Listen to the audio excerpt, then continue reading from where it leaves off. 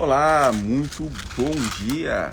Estamos iniciando mais uma transmissão ao vivo, hoje com uma visita super especial do pastor Bruno Queiroz, uma pessoa realmente fantástica que traz uma mensagem de libertação, uma mensagem de renovação através dos ensinamentos de Jesus e que foge muito do que a gente vê com frequência de padrões estreitos e preconceituosos que a religiosidade trouxe muito para a humanidade e que muito prejuízo trouxe para muita gente no sentido do que chamamos de traumas religiosos. E a doutora Ângela Cirino aborda essas questões dos traumas religiosos à luz da psicologia, à luz da psicanálise, e acaba percebendo que esses equívocos que trouxeram crenças religiosas limitantes, por mais que tenham acontecido, nós temos hoje a liberdade de nos libertar desses equívocos. E o pastor Bruno traz isso com muita clareza. E justamente pensando nisso, eu convidei ele para abordar aqui com a gente hoje falar sobre o preconceito e o verdadeiro amor de Deus. Qual foi o verdadeiro amor que Jesus pregou, né? E por que o preconceito é um grande mal da humanidade? E tenho certeza que a live de hoje promete, vai ser fantástica. Hoje eu estou aqui em Alphaville, Barueri, estou visitando uns amigos, a gente vai ter uma mentoria com o Sidney Conexões, e aqui eu estou na casa da Isabel e de Giovanni, amigos nossos, e um dia tá muito gostoso, tá fresquinho aqui. Goiânia tava torrando de quente, a gente tá aqui bem fresquinho, bem legal, e tenho certeza que essa live de hoje promete. Deixa eu ver. Eu acho que o pastor Bruno tem que tomar pelo menos uma água, né? Ele tava lá quente na live dele, animadíssima, show demais. E estamos esperando ele entrar aqui. E muito bom dia a todos vocês que estão aqui conosco. Muito bom dia, pastor Bruno. Olha o Kaiser aí na área. Seja bem-vindo, Kaiser. Deixa eu chamar o pastor Bruno para entrar ao vivo conosco, transmitir ao vivo. Aguardando entrar. Que maravilha. Maria. Deixa eu tentar de novo aqui.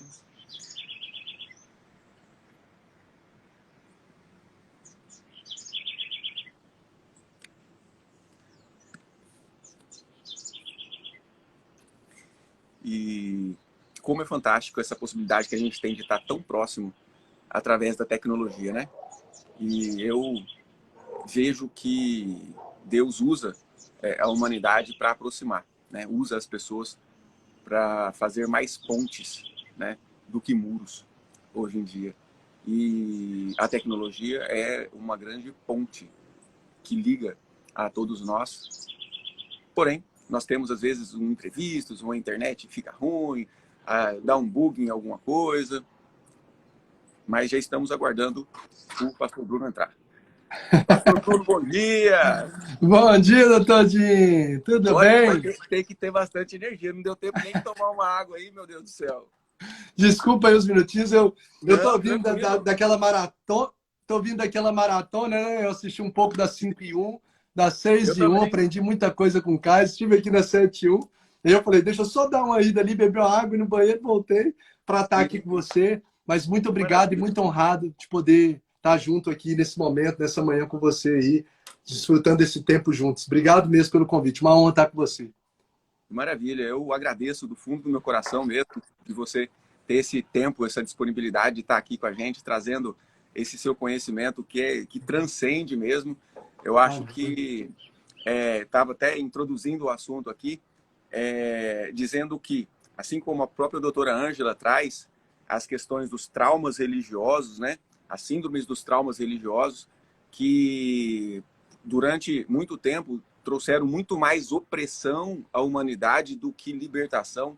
E você, o Kaiser, a doutora Ângela, são precursores, são obreiros dessa libertação do olhar para a palavra de Jesus, com uma grande diferença, né? Que não é mais aquela opressão, que é realmente baseada na libertação. E foi justamente pensando nisso que eu pensei nesse tema de você trazer para a gente, que é sobre o preconceito e o que a palavra de Jesus, né? Qual que é o verdadeiro amor de Deus, né? Que às vezes as pessoas falam, eu matei por amor, né? Quando as pessoas falam de paixão, crime passional, amor, será? Às vezes defendendo religiões, né? No Oriente Médio, em vários lugares onde as pessoas matam defendendo religião, por amor a Deus a pessoa matou. Será que ele fez aquilo? Será que é isso mesmo que Deus pregou, né? Jesus trouxe de palavra? E eu pensei ninguém melhor para trazer esse tema aqui para você, um estudioso da área, uma pessoa que tem se despontado aí como um grande avatar da libertação de Jesus. Muito obrigado por estar aqui. A palavra é sua. A honra é minha de poder estar aqui junto com vocês nessa manhã, né, compartilhando esse bate-papo aí, né, diante de tantas... igual eu nem conhecia, na verdade, sobre o STR, até que a pastora Ângela compartilhou sobre que é notificado pela própria ciência, né, doutor Dinho? Essa síndrome dos traumas religiosos. Eu tinha a informação disso no sentido de experiência, né, de ver essa realidade muito presente. A igreja que eu sirvo como pastor, a gente sempre recebe pessoas como membros lá na igreja que vão agregando com a gente, e elas compartilham de histórias que a gente fica assustado mesmo de ver essas marcas negativas que, infelizmente, em nome de Deus, foram geradas no coração e na vida de muitas pessoas, A vida cristã, as pessoas acabaram colocando um sistema muito pesado que não se vê na palavra. Não se vê na palavra. Porque a vida espiritual, ela é relacionamento, né? A vida com Deus é um relacionamento. Você vai ver que havia um relacionamento perfeito de Deus desde a criação com Adão e Eva, sem nenhum sistema religioso ou sistema, se a gente pode dizer, esse sistema de regras, ok? Esse sistema que engessa as pessoas. O que a Bíblia nos fala é que ele criou Adão, Eva, e na viração do dia ele descia para poder conversar, né? Conversar com Adão, conversar com Eva, ou seja, dialogar, relacionamento. Então você vai ver que desde a criação nos mostra que a vida com Deus, ou a vida espiritual, é um relacionamento com Deus, que foi uma das primeiras lives que eu fiz, que foi sobre a amizade com Deus, né? Deus nos chama para ser amigos. Olha a linguagem que Deus usa, né? Eu quero ser seu amigo. Eu não faço de vocês mais servos. Ele falou para os seus discípulos: não, vocês não são simplesmente servos. Eu chamo vocês para ser amigos, porque o servo não conhece as decisões ou o coração do seu Senhor. E quando ele fala de amizade, amigo, eu estava estudando aquela palavra no original grego pelo qual foi escrito. O Novo Testamento foi escrito em grego e o Antigo Testamento foi escrito em hebraico. E a palavra grega para amigo, justamente nesse texto, é amigo do rei. É aquele que chega para servir o rei, mas conhece o coração do rei. Conhece os segredos do rei. O rei senta, o rei compartilha. Isso é muito forte na Bíblia, que Deus quer com a gente um relacionamento, e não um relacionamento superficial. Porque o que a sociedade hoje transformou um relacionamento com Deus? Num relacionamento superficial. Um relacionamento que você vai lá e encontra com Deus 1 hora, num domingo, não é verdade? Você vai lá um domingo, dedica 1 hora, pronto. Cumpri minha tabela religiosa e tive o meu encontro com Deus. Não, Deus quer estar conosco conectado 24 horas por dia. 24 horas. Olha o que eu percebo também. Teve um momento em que essa relação com Deus era uma relação de domínio, né? Porque as religiões foram criadas pelos seres humanos, por nós, e usaram as religiões como domínio. Então, era uma visão de um Deus opressor que estava lá de cima castigando todo mundo aqui embaixo que fizesse qualquer coisa diferente do que a religião pregava. E aí, as pessoas se distanciaram, ou seja, não tiveram intimidade com um Deus de domínio, E aí também se distanciaram porque não tiveram essa amizade, essa intimidade, como o Kaiser fala, né? A intimidade com Jesus também não tiveram. E aí agora está tendo, através dessa mensagem que vocês trazem, essa intimidade, essa amizade, esse jeito de olhar para alguém, Deus como alguém que não te julga, que não te condena, que simplesmente espera a sua ação na obra dele. Isso é lindo demais. Pode continuar. Muito, muito bom. Não, é isso aí. Vamos conversando que eu estou achando assim, a gente vai crescendo juntos, né? A gente é importante a gente entender, por exemplo, eu sou pastor em uma igreja local. A igreja, ela é um corpo de Cristo, né? Às vezes a gente quer, o problema é o quê? A religiosidade, que as pessoas criaram esse sistema de regras, de imposições que não estão alinhadas com a palavra. Mas a igreja é o corpo de Cristo, é o lugar que a gente congrega, onde a gente cresce junto. É importante, faz parte do processo da espiritualidade, você estar numa igreja, onde você está junto ali para servir o próximo, onde você está junto para amar um ao outro, para fazer uma ação social, para receber a palavra também. Então, é importante que você esteja, mas a vida espiritual não se restringe a essas quatro paredes. Não se restringe a esse sistema de regra. A vida com Deus é diária, é dioturna, né? Ela é o tempo todo a gente conectado. É o orar sem cessar, que a gente fica... quando eu li, por exemplo, orar sem cessar, primeiro, é o versículo mais fácil de memorizar na Bíblia, né? É só isso, 1 Tessalonicenses 5,17, orai sem cessar. Pronto, hoje nós já memorizamos um versículo. Quando a gente lê esse texto, dentro de um formato religioso, né, de religiosidade, a gente acha assim, então eu vou ter que ficar 24 horas dentro da igreja para poder orar sem cessar? Né? E não, é você estar conectado com Deus, você separa o seu tempo com Deus no quarto, no secreto, mas quando você sai daquele tempo de exclusividade, você continua conectado com Deus na sua caminhada. Né? Você continua pensando nele. Eu, por exemplo, ontem mesmo, eu estava voltando do médico com a minha bebezinha, com a Lu, a gente passou em frente ao hospital da Unimed aqui. A gente passa em frente ao hospital, qualquer hospital da cidade, é uma oportunidade que a gente ora pelos profissionais da saúde. Né? Se torna um gatilho para a gente. Tudo se torna um gatilho para a gente poder conectar com Deus e abençoar pessoas. Então, aí é automático. A gente passou, a Lu já começa, que às vezes eu estou dirigindo, e ela já percebe, a Lu, minha esposa, né? Ela já até levanta a mão e fala, Senhor, toma todos os médicos, ela como médica também, né? Abençoa os médicos, os profissionais da saúde, os enfermeiros, os pacientes, que o Senhor venha trazer cura sobre a vida deles, que o Senhor venha trazer calma, né? Acalentar o coração dos familiares. E a gente ora. Então, todo lugar, eu passo em frente à prefeitura, eu cumpro o mandamento, por exemplo, a ordenança de Jesus em Timóteo, ou escrita pelo apóstolo Paulo, de orar pelas autoridades. Então, eu estou passando em frente à prefeitura, em vez de eu ficar criticando, eu oro pelas autoridades. A Bíblia diz que se a gente quer viver uma vida tranquila e viver uma sociedade pacífica, a gente precisa orar e honrar as autoridades. Então, eu estou passando ali, eu oro pelas autoridades, eu abençoo o Senhor, dê sabedoria, livra da corrupção, coloque pessoas que realmente vão ter pessoas de caráter, que vão refletir o Senhor. Então, quando a gente faz isso no dia a dia, no ambiente, em qualquer lugar, você passa na escola, você pode orar por crianças. Então, o tempo todo a gente tem a oportunidade de estar conectado com Deus e abençoando vidas, que são os dois grandes mandamentos.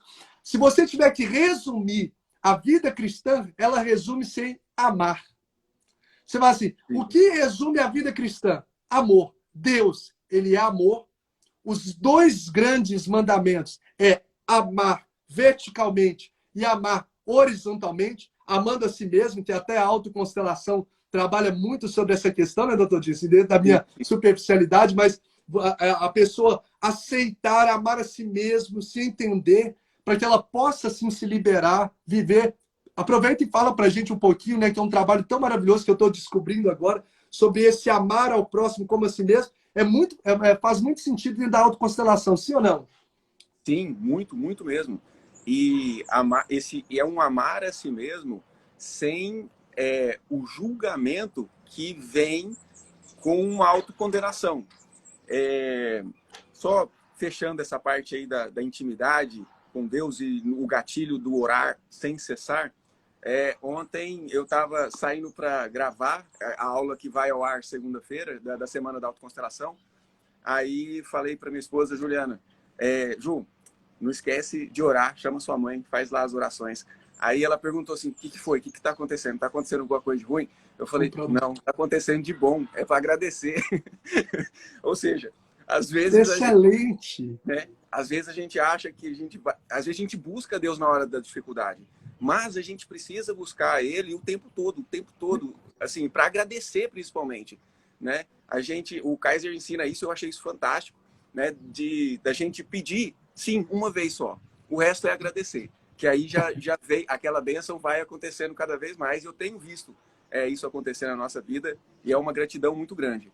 E aí, voltando à questão aí da autoconstelação, que é justamente que traz uma proposta dentro do preceito que é de todas as religiões, da mensagem de Jesus, que é do não julgar para não ser julgado, ou seja, para não sofrer as consequências disso, e do amor. E é um amor que não é um amor, tem a ver até com o tema da live, que é o preconceito, né? Não é aquele amor preconceituoso que separou, esse daqui faz o que eu quero que faça, então eu amo. Esse aqui não faz o que eu quero que faça, então eu não amo.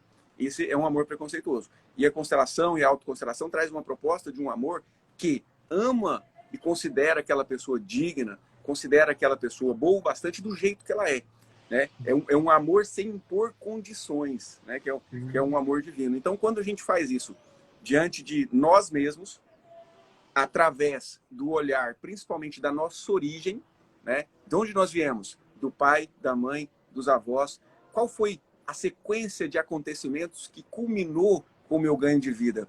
Quem foi que passou tanto sofrimento, né? Nossos avós, nossos bisavós, para que hoje nós possamos ter vidas e tenhamos os sonhos, estejamos o sonho dos nossos antepassados, né?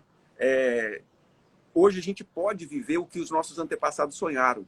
E a gente só pode viver o que eles sonharam porque eles sonharam e eles não puderam ter. E eles sofreram. E quando a gente olha para isso e agradece do fundo do coração mesmo, a gente está praticando o amor à nossa origem, que com certeza a nossa consciência se volta como um amor próprio. Isso é lindo demais. Que legal. Olha para você, como que a Bíblia se conecta muito fortemente com esses princípios. Por exemplo, o princípio da gratidão. Mesma gratidão à dor. Mesma gratidão é entender, na verdade, é ressignificar essa dor. Né? A palavra de Deus diz assim, o apóstolo Paulo diz, em tudo dai graças, porque essa é a vontade de Deus. Então, em tudo, não são só situações positivas, situações benéficas que eu devo agradecer, mas em tudo eu preciso da graça, porque Romanos 8:28 nos afirma que todas as coisas cooperam para o bem.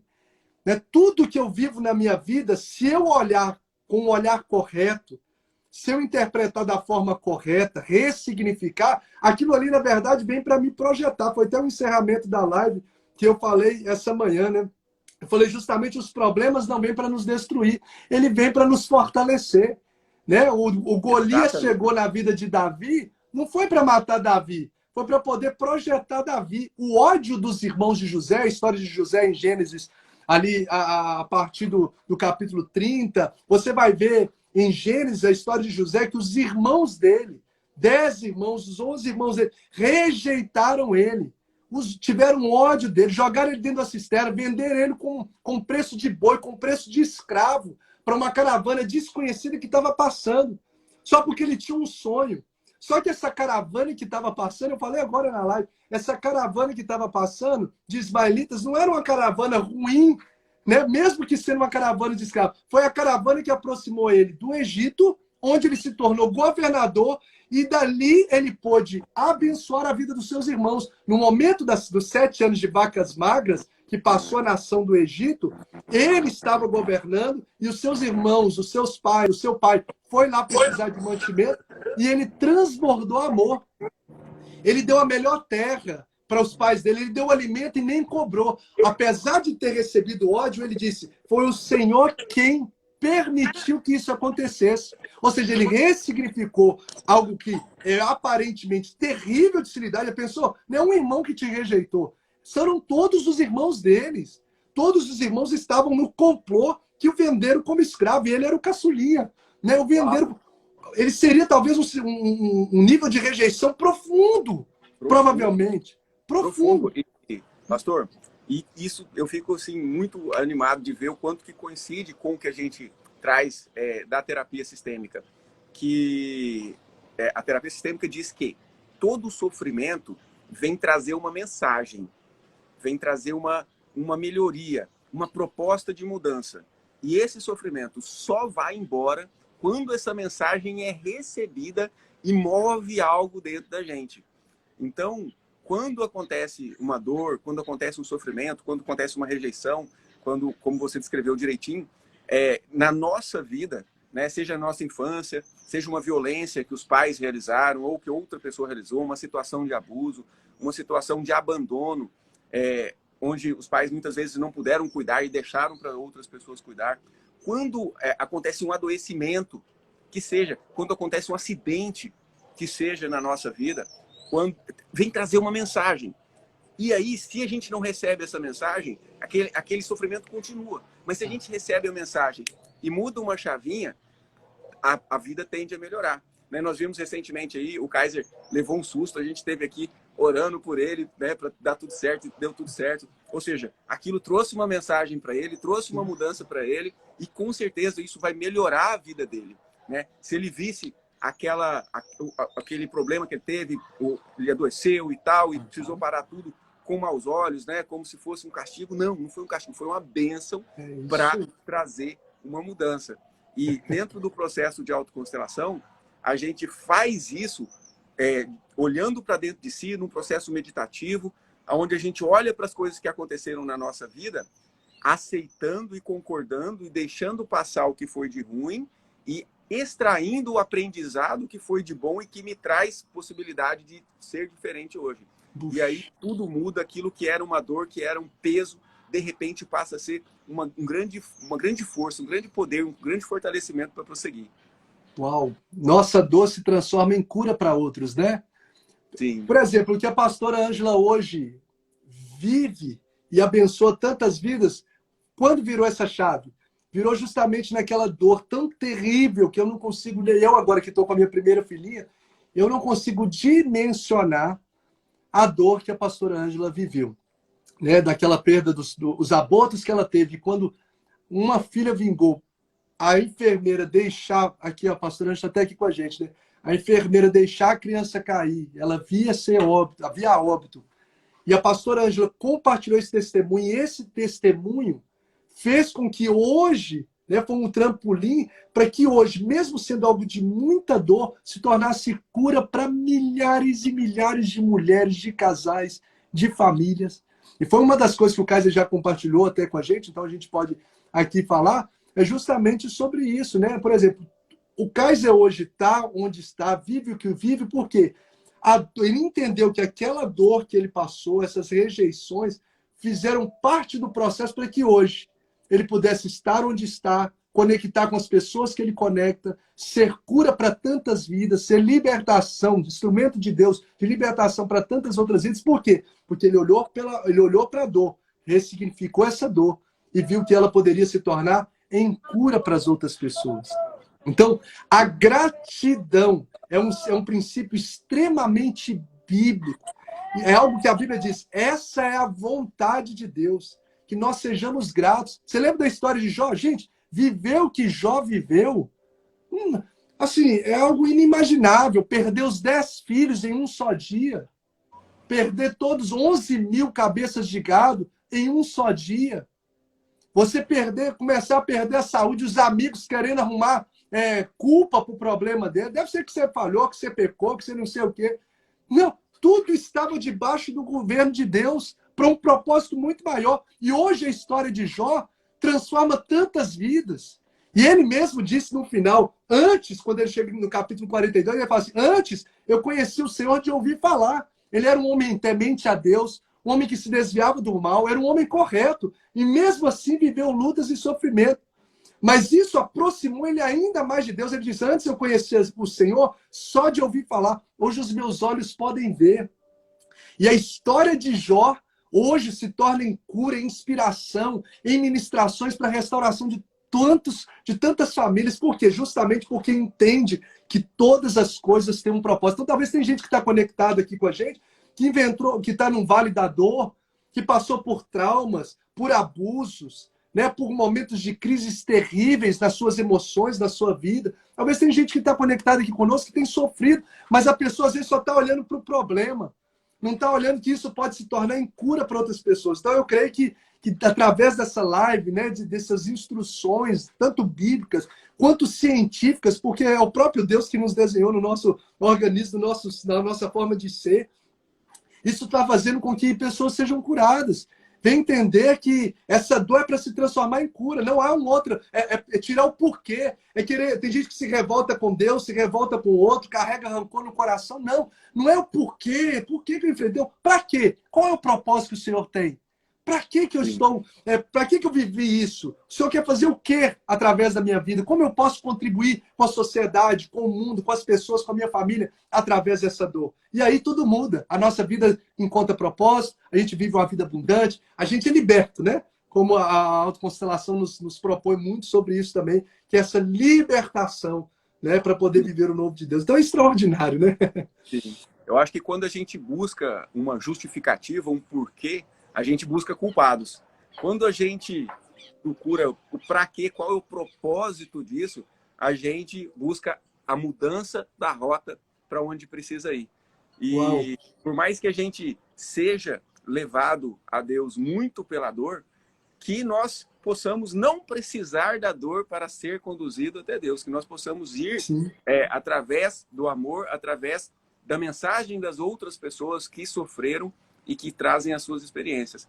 E isso é magnífico da gente ampliar a forma de ver a vida, né? Sim. As pessoas buscam Deus hoje, né, doutor Jim? A maioria, grande parte, é só mesmo no problema. É quando ela está passando por dor, ela lembra de Deus. E isso é muito superficial. Se você buscar a Deus no problema, óbvio, buscar-me-eis e me achareis quando me buscar de todo o coração. Quem pede, recebe, quem busca, encontra. O Senhor o tempo todo vai estar de braços abertos. Mas isso é viver uma faísca de uma amplitude daquilo que Deus pode fazer na nossa vida. Ele quer conectar com a gente, é viver na essência. A palavra de Deus nos diz que na presença de Deus, ou seja, quando eu ando na presença de Deus, quando eu vivo na presença de Deus, ali há abundância de alegria. Eu vivo uma vida feliz. Eu não vivo a felicidade de forma esporádica. A felicidade minha não se resume apenas no momento de euforia, quando eu concluo um curso, quando eu me caso, quando nasce um filho. Isso aí são ápices. Mas quando eu vivo uma vida com Deus, entendendo o princípio da gratidão, o princípio de amar as pessoas, o princípio de não criticar as pessoas, porque quando eu critico o outro, eu estou falando mais de mim do que do outro, né? Eu estou revelando mais o meu caráter do que o caráter do outro. Então, quando eu vivo esses princípios, eu vivo na presença de Deus, quando eu amo pessoas, eu vivo uma vida feliz, apesar das adversidades. Nós não somos tirados do problema, mas nós encontramos paz mesmo em meio ao problema. E essa é uma garantia de Deus. Paz Sim. mesmo em meio ao problema. Pastor, eu fiz uma participação numa live ontem, pela ocasião do Setembro Amarelo, né, que é o mês de prevenção ao suicídio. E essa live foi a convite da Comissão de Direito Médico da OAB, aqui de Goiás. E o tema que eu coloquei foi suicida e suicídio. O que você combate? Então, trazendo essa grande reflexão que as pessoas combatem o pecador em vez de combater o pecado. As pessoas combatem as pessoas, né, que cometeram um erro em vez de combater o erro. Então, esse tema que nós trouxemos hoje para essa live é do preconceito, né, desse julgamento. O que Jesus traz para a gente, né? Eu acredito que sejam várias passagens, muitas a gente são mais conhecidas, outras são menos conhecidas. O que ele nos traz que complementa o não julgueis para não ser julgado? Não, interessante. Deixa eu abrir aqui, eu vou ler o texto, que é o best-seller aí, que a gente pode dizer. Existem, como você disse, inúmeras passagens, exemplos que Jesus deu no contato com pessoas que estavam sendo julgadas. Mas o texto de Mateus 7, por exemplo, é claro em dizer, Jesus já entra com um imperativo, não julgueis, como uma ordenança mesmo. Não julgueis para que você não seja julgado. Pois com o critério com que julgardes, sereis julgados. E com a medida com que tiverdes medido, né, com a severidade que você tiver feito essa medida, eles também te medirão. Olha o verso 3. Por que vês tu o argueiro no olho de teu irmão, porém não reparas na trave que está no teu próprio olho? Às vezes a gente vê um cisco, o argueiro é o quê? É um cisco. Você vê um cisco no olhar, que lá fulano está com aquilo, fez aquilo. Mas a gente não observa a trave, e essa trave é como se fosse uma viga mesmo de uma casa, que o texto nos mostra, que está na sua própria vida. Então o que Jesus está falando? Antes de você querer julgar alguém, se autoavalie. Avalie a sua postura. Né? Ou melhor dizendo, Jesus está dizendo, ninguém é suficientemente bom para querer apontar o outro. Todos nós somos falhos. Seja o outro com um cisco, ou seja eu com uma viga, todos nós somos falhos. Ninguém é plenamente bom. Ou seja, todos nós temos, como diz, né, telhado de vidro, como é a expressão. A Bíblia diz, aquele que está de pé, se cuida para que não caia. Ou seja, todos nós somos passíveis de erro. Então, qual que deve ser a nossa linguagem que Jesus está falando? Lembra, ó, à medida que você medir, você também vai ser medido. O que Jesus está falando é, se você tivesse no lugar dessa pessoa, como você gostaria de ser tratado? Se você tivesse sobre as mesmas condições, sobre as mesmas situações, sobre a mesma realidade, como você gostaria de ser tratado? Então, se coloque, a empatia, se coloque no lugar dessa pessoa. Quando eu me coloco no lugar de alguém, como você gostaria de ser tratado diante de um erro que você cometeu? Via de regra, com misericórdia, com amor, com compreensão. Todo mundo, não, a pessoa fala, não, eu quero sofrer mesmo, ser castigado. Não, a pessoa quer ser compreendida, ela quer receber misericórdia, ela quer receber uma nova chance. Sim ou não, doutor? Ela quer receber. Então, Jesus está falando, da mesma forma, você deve fazer. Então, isso é manifestar o amor ao próximo como a mim mesmo.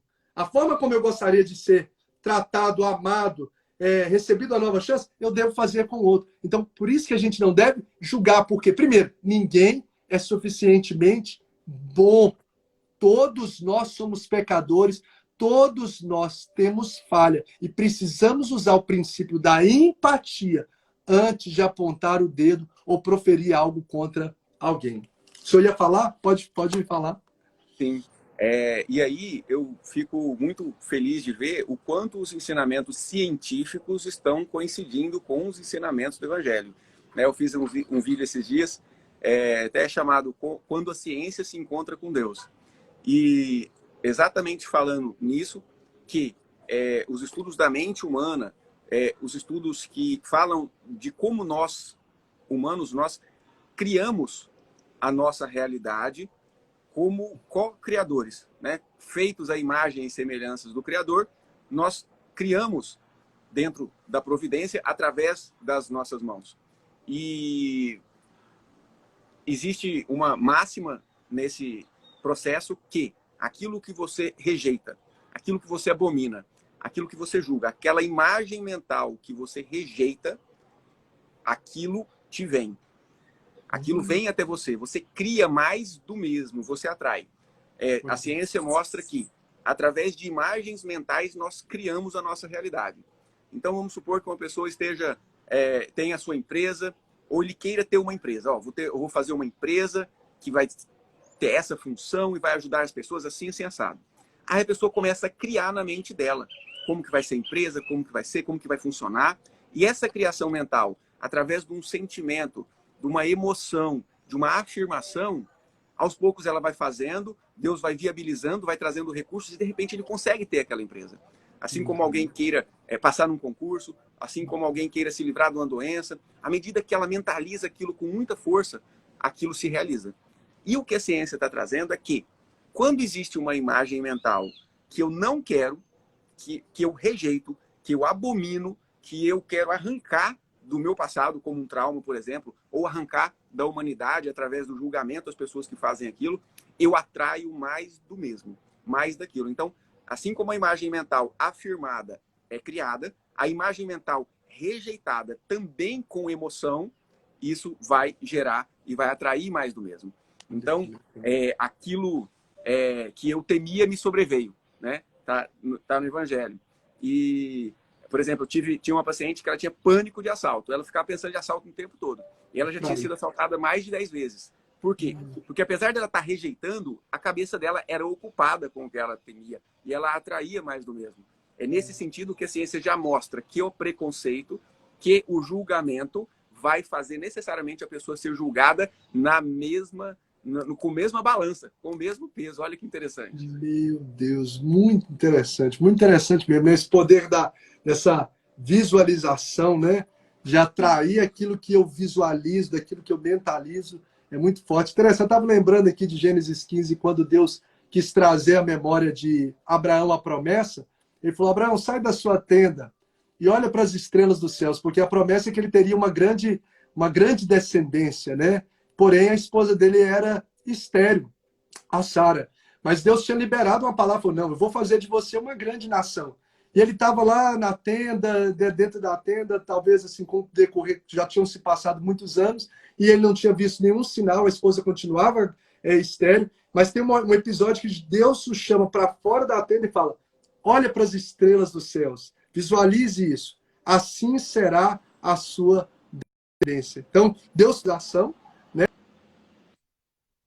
para Abraão, e isso contribuiu de forma sobrenatural e também natural dentro do neurológico, para que ele pudesse ativar ainda mais a sua fé e se tornasse realidade na sua vida, o que de fato, em pouquíssimo tempo depois desse texto, se tornou realidade na vida. Então, é aquilo que eu mentalizo, né? Aquilo que eu imagino, que eu visualizo na minha mente, atrai, né? Eu atraio, isso se torna uma realidade. Então, muito pertinente essa postura, achei fenomenal, né? sobre essa consideração aí. E é a questão do amor mesmo, que a gente precisa... Deixa eu só terminar, posso terminar de ler o texto? Por favor, fique à vontade. Vou só terminar de ler, porque é muito interessante. Ele falou sobre por que você vê o argueiro no olho do teu irmão, porém não reparas na trave que está no teu próprio olho. Ou como que você diz para o seu irmão, deixa eu tirar o argueiro do teu olho, quando você tem uma trave, né? Deixa eu tirar um cisco aí no seu olho. Mas você está com a trave aqui no seu olho muito maior do que o seu irmão. Aí olha o que Jesus diz assim. Jesus ele é enfático, né? Incisivo em dizer, ele diz assim, o verso 5. Hipócrita, tira primeiro a trave de teu olho e então verás claramente para tirar o argueiro do olho do teu irmão. Então, primeiro, antes de você apontar o dedo, eu já vi isso desde a infância. Quando você aponta um dedo para um, você está apontando 3 para você, né? Então, antes de você apontar o dedo para o outro, mesmo que você não concorde com a prática que ele está cometendo, aquilo que o senhor mesmo disse sobre você ama o pecador, você não ama o pecado que ele pratica, mas se você ama o pecador, é o que Jesus fez, ele sentou na mesa com os pecadores, né? Ele tratou com misericórdia com os pecadores. Então a gente precisa fazer um autoexame. Por quê, doutor Dinho? Porque Deus, eu sempre penso isso, Deus não nos colocou nessa terra como juízes implacáveis nos nossos relacionamentos, mas ele colocou nessa terra como irmãos. O tempo todo a linguagem é ser irmão, amados irmãos. Nós temos um pai. A gente ora, Pai nosso que está nos céus. Então, quem é filho desse pai, os filhos desse pai se tornam irmãos. Então, Deus não nos colocou nessa terra para ser juiz do outro, mas para ser irmão, para caminhar junto, para amar. O único que é juiz é o próprio Deus. E eu estava lendo uma vez um texto que eu achei fenomenal. Deixa eu ver se eu encontro a frase aqui, na minha Bíblia aqui, que eu achei interessante.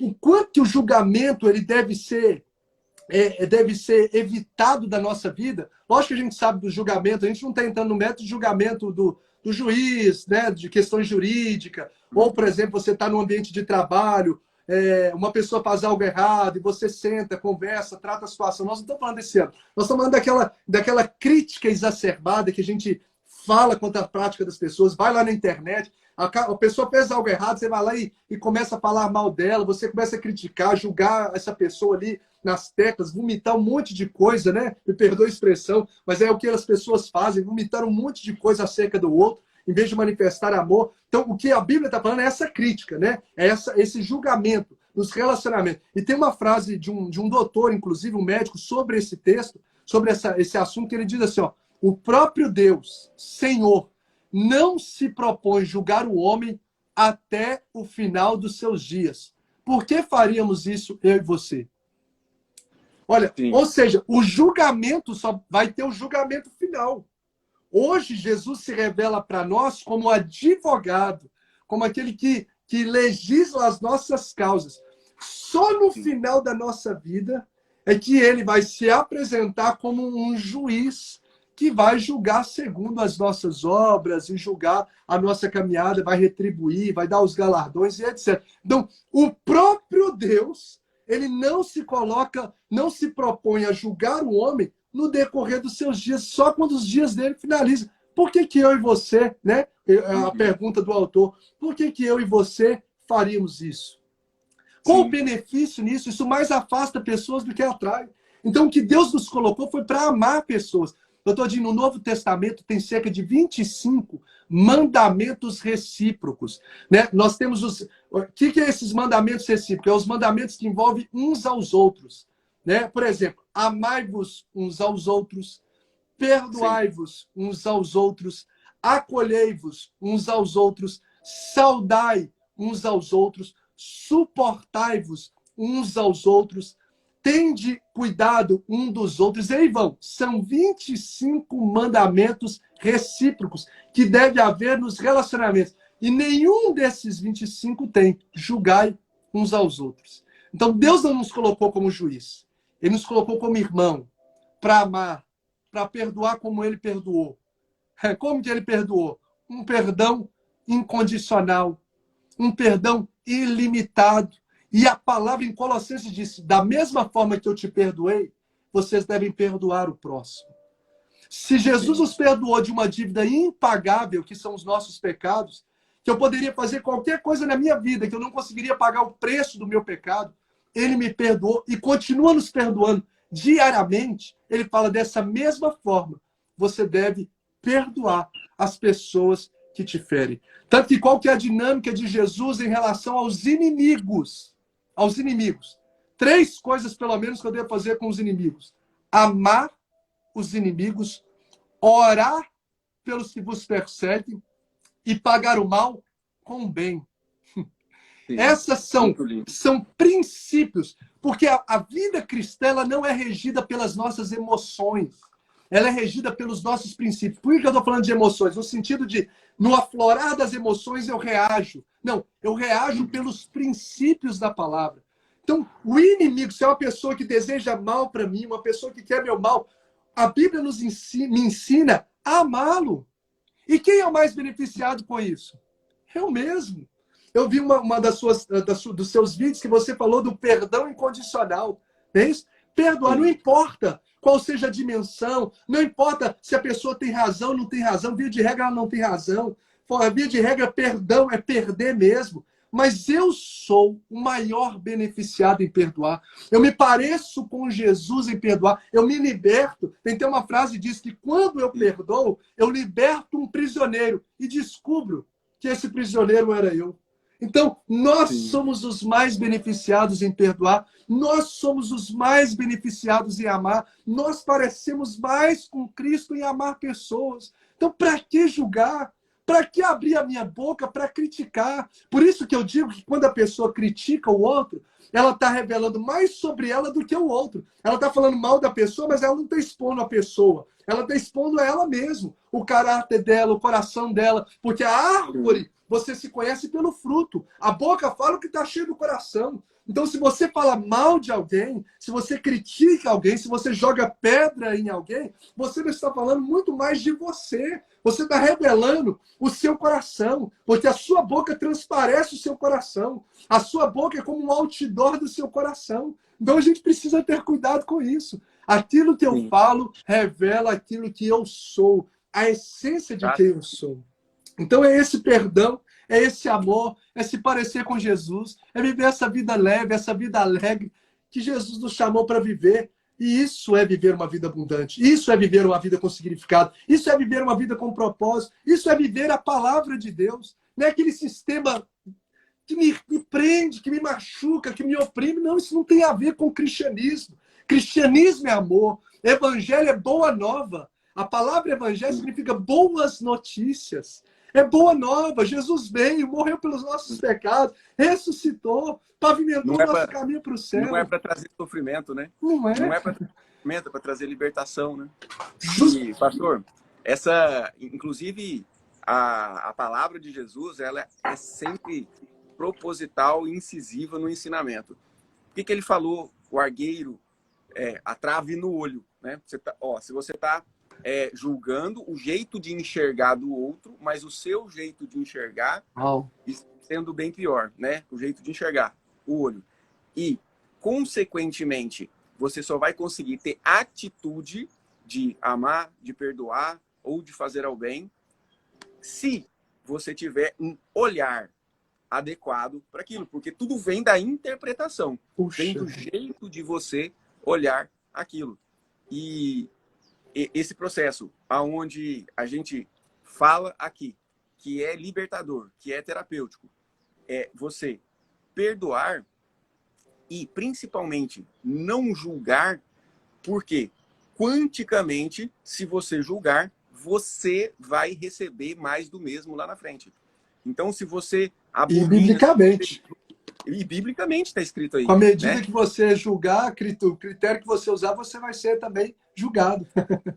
Sim, e isso a gente percebe no trabalho da constelação familiar, que se transmite de geração para geração. Então, muitas vezes, alguma coisa que eu julgo no meu pai, no meu avô, eu vou ter no meu filho, eu vou ter no meu neto, eu vou ter a minha família recebendo as consequências do meu julgamento. E a minha família e a minha descendência são as pessoas que a gente mais ama e que a gente mais quer bem. Então, às vezes, a pessoa fala, não, doutor Jim, mas meu pai me espancou quando eu era criança, mas meu avô abusou de mim. Eu falei, gente, ninguém está aprovando a atitude de quem fez isso. Nós estamos falando que se você ficar lutando contra isso, guardando essa mágoa no seu coração, outras pessoas serão agredidas. Outras pessoas, outros descendentes, os seus filhos terão uma chance maior de ser abusados justamente por essa condenação que você faz em relação ao passado. É uma questão de libertação. Não é uma questão de quebrar o galho de quem está ali. Né? Você não está concedendo ao outro a liberdade, você está se libertando e libertando os seus descendentes. E isso é fantástico a gente entender, porque motiva, né? Motiva a mudança. Uau, extraordinário, extraordinário, né? Guardar rancor, tem uma frase que eu acho muito interessante. Guardar rancor é como se você tomasse um veneno e esperasse que o outro morresse. Ou seja, nós somos os mais prejudicados. E agora, sobre essa análise quântica, também bíblica, a nossa família. E que a gente não quer isso para a nossa vida, nem para a nossa família. Então, é realmente extraordinário. Sim, eu acho muito linda as passagens bíblicas, as histórias, né? Os textos que discorrem, que relatam, né? O fato e a atitude com os detalhes. Das passagens de Jesus, existem várias passagens onde ele mostra que não se deve julgar, que não se deve ter o preconceito, né? Quem tiver sem pecado, que atire a primeira pedra, aquilo ali é uma coisa que ensina, impacta todo mundo até hoje. Das passagens bíblicas, qual que você acha que mais... desculpa, eu estou te chamando de você, porque é tão jovem, posso te chamar de você? Com certeza, absoluta. Então, qual que você acha que mais, assim, expressa, qual que você acha mais bonita nesse contexto das passagens de Jesus, onde ele mostra o amor àqueles que pecaram, àqueles que erraram, onde ele realmente mostra que não se deve ter preconceito? Sim, eu acredito que essa que você citou, que é justamente o encontro de Jesus com a mulher adúltera, né? Em que os religiosos, presos a um sistema de religião acima do amor, né? Eles consideravam muito mais o sistema religioso de regras acima do amor. Eles pegam essa mulher em flagrante de adultério. Jesus está no ambiente de um templo, na entrada de um templo ali na região da sinagoga, melhor dizendo. E eles pegam essa mulher, ao amanhecer, Jesus está lá, e eles jogam essa mulher diante de Jesus, né, perguntando para Jesus, querendo encurralar Jesus, a lei de Moisés nos fala que se for pego em adultério, tem que morrer e ser apedrejada. E o que o senhor fala? Doutor Jim, eles colocaram a Jesus, como diz uma expressão, pelo menos aqui em Minas, não sei se normal, numa sinuca de bico que dizem, né? Colocaram Jesus numa situação extremamente estreita. Por quê? Porque se Jesus fala assim, não, se a lei de Moisés fala para apedrejar essa mulher, apedrejem ela, ele estaria acabando com toda a sua construção do princípio do amor. Né? Por exemplo, essa mulher morreu, vai ser apedrejada. Então ela deve morrer. E aí, automaticamente, a religião ia excluir Jesus de ser realmente enviado por Deus, porque ele estava indo contra a lei de Moisés. Então ele não podia falar, apedreja essa mulher, que ele correria esse risco. E se ele liberasse essa mulher, de alguma forma ele estaria o quê? Sendo conivente, indiretamente, com o pecado dela. Não, libera essa mulher. Ou seja, não tem problema ela adulterar. Ele estaria sendo conivente com essa mulher, com a situação, e da mesma forma estaria quebrando os princípios também de santidade, de etc., que ele carrega. Então, o que os judeus fizeram não era por amor à mulher. Eles queriam, o texto diz em João, que eles colocaram essa situação justamente para incriminar Jesus. Então, eles não estavam querendo sarar a mulher, livrar a mulher. O negócio deles, a mulher, para a gente, tanto faz. O negócio é colocar Jesus num estreito. Então, olha como você vê que as pessoas, às vezes, que estão cegamente dominadas por um sistema de religioso, que o amor não consegue fluir, onde ela não se preocupa com as pessoas. E aí Jesus está escrevendo lá, a Bíblia diz que ele está riscando o dedo, muitos riscando o chão, não sabe se o que ele estava escrevendo, né? Muitas pessoas dizem, né, muitos teólogos afirmam que provavelmente ele estivesse começando a escrever os pecados das pessoas, para que eles pudessem, aqueles que estavam ao redor, visualizar aquilo que eles estavam cometendo, aquilo que eles estavam fazendo, porque a palavra no original grego não era só grafê, mas era catagrafê, que significa um registro de acusações, de declarações de pecados, de intenções. Então Jesus estava escrevendo ali. Jesus olha e fala aquela frase magnífica, né? Fala aquela frase magnífica. Aquele que não tem pecado, que atire a primeira pedra. E aí, a Bíblia diz que dos mais velhos aos mais novos, gradativamente, essas pedras foram sendo deixadas, e Jesus, então, faz com que todas as pessoas se afastem daquela mulher e diz, mulher, eu também não te condeno. Ou seja, ele manifesta perdão. O próprio Deus Santo, ele diz, eu também não te condeno, eu te perdoo. E aí a frase que faz todo sentido também com o ministério de Jesus. Então vá e não peques mais. Ou seja, eu não concordo com o seu pecado. Eu estou te dando uma nova oportunidade, que é a misericórdia, que se renova a cada manhã. Eu estou te dando uma nova oportunidade, mas daqui para frente, faça diferente. Então ele manifesta um amor ao pecadora, sem ser conivente com o pecado dela. E aí então ele nos mostra como nós devemos justamente tratar as pessoas. Com essa manifestação de misericórdia, de amor, olhando para nós que nós também somos falhos, temos o argueiro no olho. E interessante que tanto o argueiro no olho ou a trave no olho, para a gente poder evitar julgamento, a gente tem que entender que a gente precisa fazer é focar o lado bom das pessoas. Porque ninguém é suficientemente também mal. Então, em vez da gente focar o lado bom, a gente vê aquela gotinha lá no quadro e fala, ali tem um ponto, ali está sujo, mas não olha tudo em branco que está ao redor.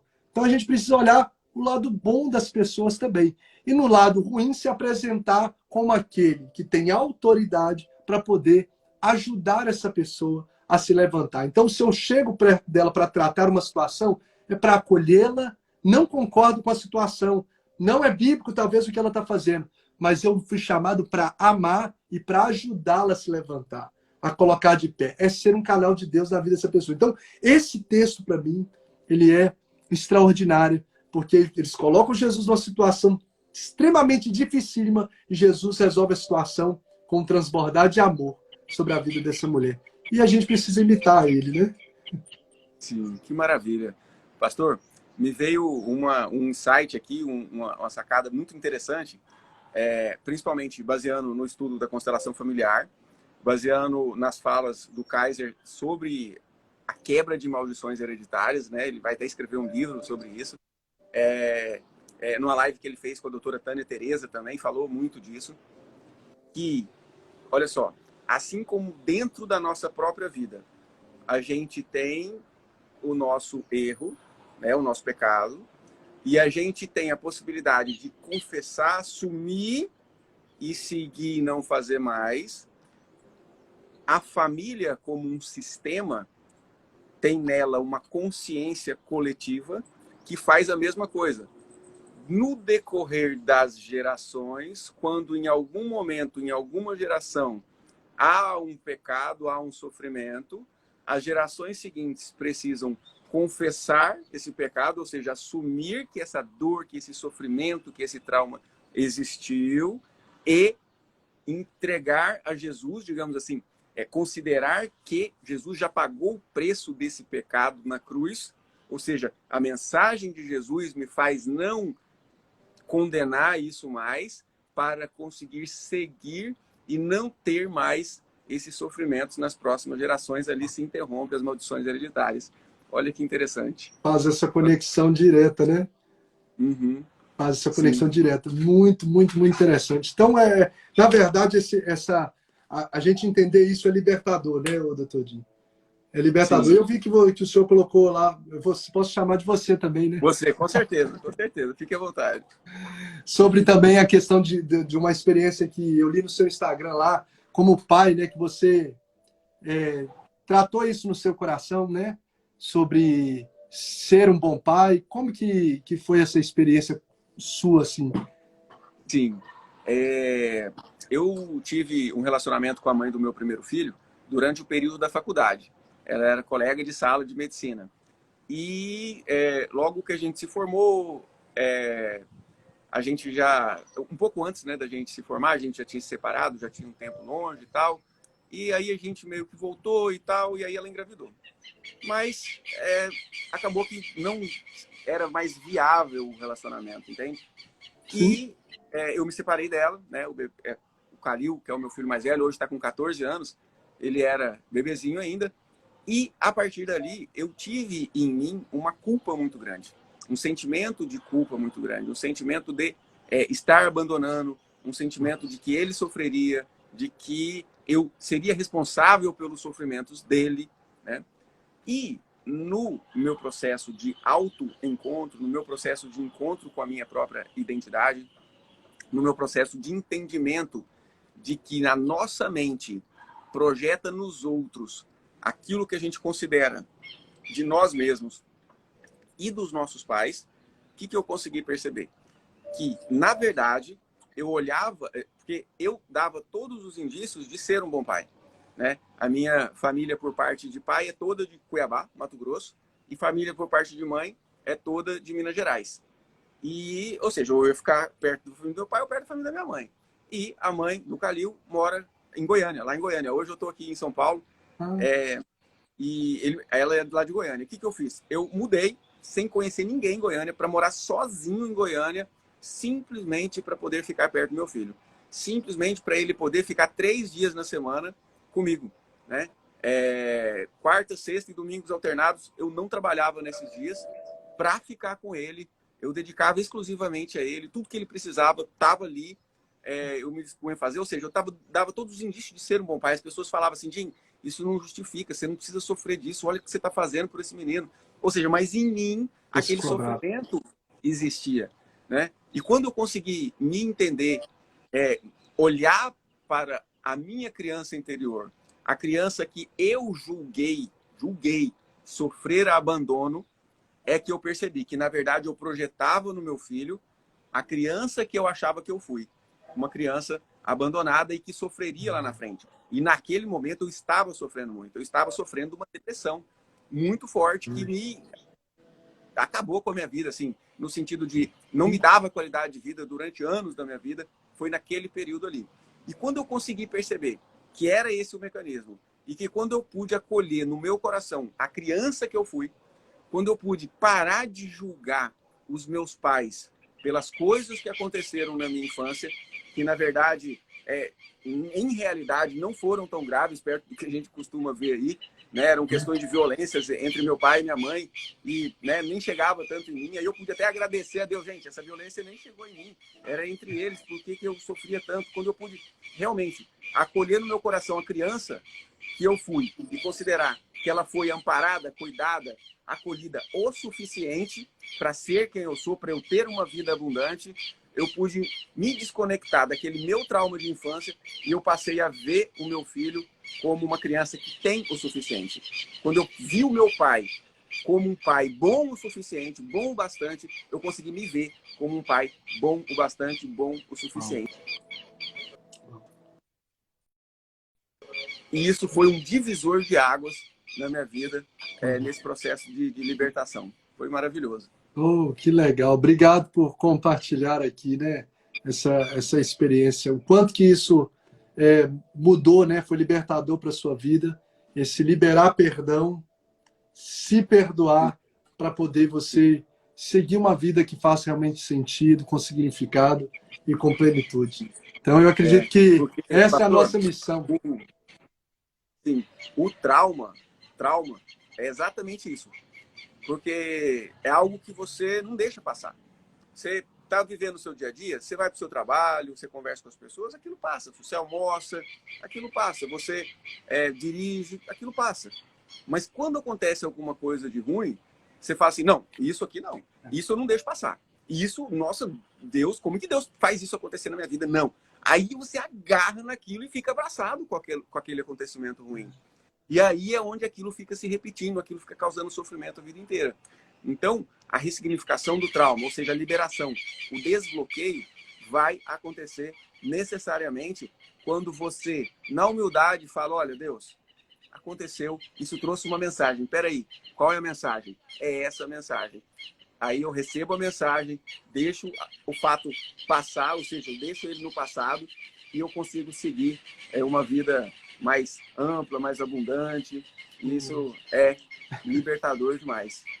Paulo. Pastor, nós estamos indo para os nossos últimos minutos aqui.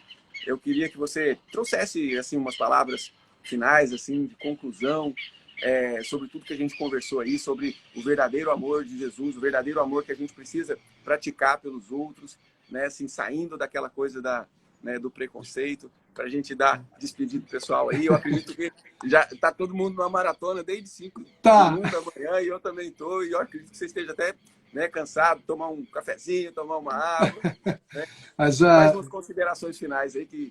Muito feliz, tá? Eu quero agradecê-lo. Fiquei extremamente honrado de poder estar participando aqui das suas lives 737, né, que tem sido bênção, né, para muitas pessoas, libertador. Né, parabéns pelo trabalho que tem realizado, né, pelo conhecimento, por se abrir cada vez mais e crescer em Deus. Então, eu estou muito feliz mesmo, Todinho, pelo privilégio primeiro de ter te conhecido, né, nesses últimos meses aí, você, sua família, através da pastora Ângela, a gente conectado ali com o Kaiser também. Então, é uma alegria muito grande. Fiquei extremamente feliz e honrado em estar aqui participando e desse tema tão libertador, que nos conecta com uma vida com propósito, que nos conecta com uma vida com Deus, que nos conecta com saúde nos nossos relacionamentos. Então, é a tríade mesmo do relacionamento com Deus, é amar a Deus, amar a mim mesmo, no sentido de valorização, e amar o próximo. Porque, na verdade, a gente só pode dar aquilo que a gente tem. Então, uma pessoa preconceituosa, uma pessoa que manifesta crítica, julgamento, é porque o coração dela está doente. Ela tem um coração doente. Porque pessoas felizes não têm tempo para criticar outros. Pessoas felizes, ela não consegue transbordar algo diferente daquilo que ela tem. A palavra de Deus nos diz que a árvore boa dá um bom fruto e a árvore má dá um mau fruto. O mesmo rio, da mesma fonte, não tem como jorrar água doce e água salgada. Você vai no mar, é água salgada. Você vai no rio, é água doce. Então, a gente só dá aquilo que a gente tem. Então, para que a gente, como uma palavra final, se a gente quer transbordar desse amor, né, no nosso coração e na vida do outro, a conexão primária é conectar com Jesus. imitar Jesus, porque Deus é amor. O evangelista João diz, Deus é amor. Então, quando eu me conecto com Deus, eu conecto com a essência genuína do amor. E se eu estou conectado com Deus, se eu vivo em Deus, se eu vivo em Cristo, que é a encarnação do amor, que é o amor encarnado, se eu vivo em Cristo, os princípios de Cristo, não há como eu transbordar outra coisa que não seja amor, perdão, misericórdia, aceitação do outro, das pessoas. Então, sobre o preconceito, se você buscar a essência de Cristo, naturalmente, você vai fluir amor. Você vai fazer o que ele fez. Ele perdoou o rapaz lá na cruz, o ladrão que estava do lado dele, não ficou jogando na cara tudo que ele fez. A postura dele de arrependimento, Jesus se portou com a manifestação de perdão, dizendo, olha, você se arrependeu, você reconheceu, hoje mesmo estarás comigo no paraíso. Ele libera a mulher pecadora, e tantos outros, Zaqueu, ele entra na casa de Zaqueu, que era condenado, né, por tantas pessoas. Então, a grande essência para mim eu só dou aquilo que tenho, a árvore dá o fruto da essência daquilo que ela tem. Então, se eu estou conectado em Cristo, automaticamente eu vou transbordar amor nos relacionamentos, eu vou viver uma vida saudável, eu não vou manifestar preconceito com as pessoas, eu vou manifestar amor nos meus relacionamentos. E que assim seja, né, a nossa vida nessa terra, uma vida com significado, com propósito, conectada com Deus e amando a Deus e amando pessoas. Resumindo, ame a Deus e ame pessoas. E não é possível um sem o outro, né? Só é possível amar as pessoas quando você ama a Deus, né? Quando você ama o Criador, quando você recebe a mensagem. Pegar só esse último link aí, em 1 João diz justamente isso. Se você não ama ao seu irmão, que você